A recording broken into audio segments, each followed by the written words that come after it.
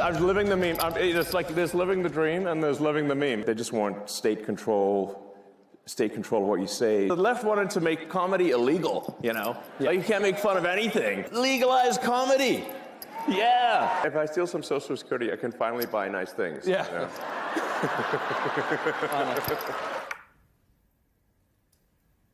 I got to take a breath on that one. Elon Musk appeared at CPAC tonight, and he brought a chainsaw, literally a chainsaw, as well as a lot of familiar talking points. My dear friend Michael Steele joins me to discuss. He's actually the former chairman of the Republican National Committee. Sometimes people forget that. And former lieutenant governor of Maryland. He co-hosts The Weekend right here on MSNBC. Mr. Steele, I watched Elon Musk. Much of it was hard to follow, incoherent, the glasses, the drama. But after I watched him, I saw something that Matt Yglesias posted, and he wrote this. Elon Musk is asking us to trust him to wield enormous power on our behalf. He's undoubtedly brilliant and accomplished. But every day he fails to display the normal human virtues, honesty, loyalty, humility, concern for the welfare of others that would earn that trust. I thought that was an extraordinary thought that Yglesias had, especially after we saw Elon Musk. What do you think? I agree with that. And there's a reason why he cannot do that. Because Elon Musk is the embodiment of every Bond villain ever created. They're all rolled up in one person, him. The grab for power, the smarts, very smart guy, you know, the strong businessman. But beneath all of that is a disconnect to humanity, a disconnect to what real people are going through. The accretion of wealth is the power source for him, not the humanity of others, not a desire to help people make life better. This image of him in the Oval Office tells me everything you need to know about Elon Musk. As an immigrant to this country, standing in the center of our government, yes, but a place that Americans, everyday Americans, look to and hold in high regard. He's standing there in a damn baseball cap. He didn't even have the presence of mind to put on a jacket and tie, to show some respect for the institutions that we as American citizens value.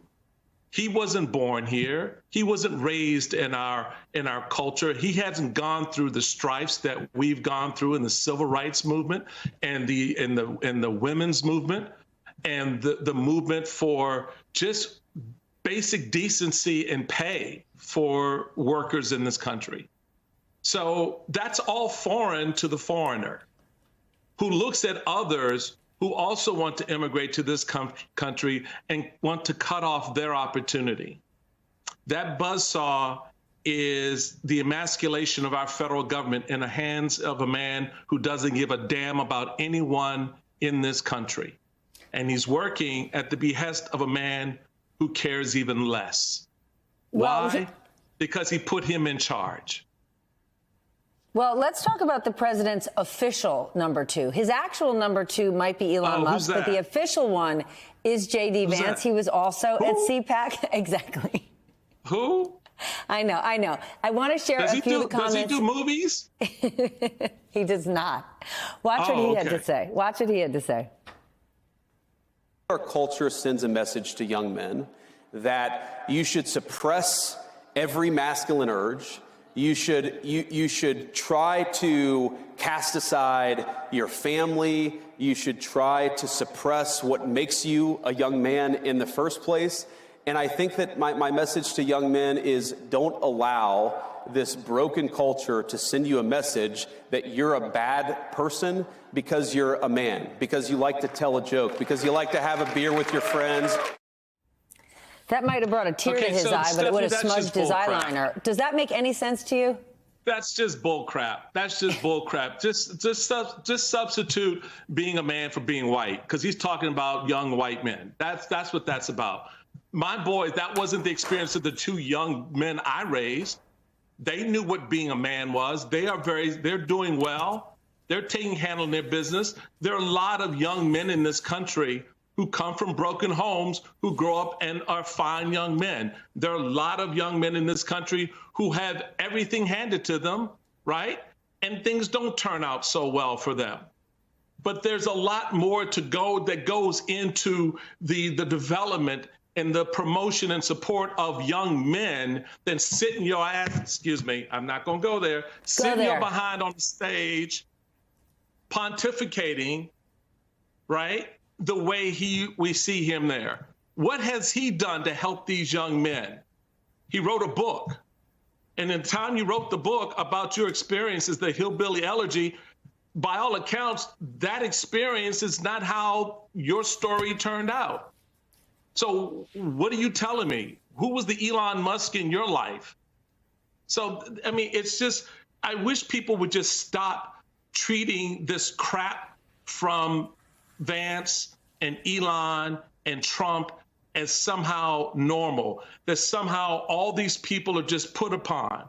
There's a whole lot of folks in this country who are going through hard times right now because you know what? Elon Musk and Donald Trump just fired their mommy and their daddy. So what about those young men? So when they don't have food on their table and they revert to crime because they had a job, a breadwinner in the family that's no longer there, and 6 months out, there's still no job available. Guess why? Because you've crashed the damn economy and inflation is gone back up. You think the price of eggs are high now, folks? It's $12 in my neighborhood, by the way. All right? So don't hand me this. I'm sick of these sappy ass songs from poor put upon folks like J.D. Vance who don't know jack about what the hard life is anymore, if he ever really did. Because if he did, he wouldn't be talking that smack. Well, he's also out there defending the unfortunate plight of alpha males. And I'll tell you, as a fan of alpha males, he ain't one.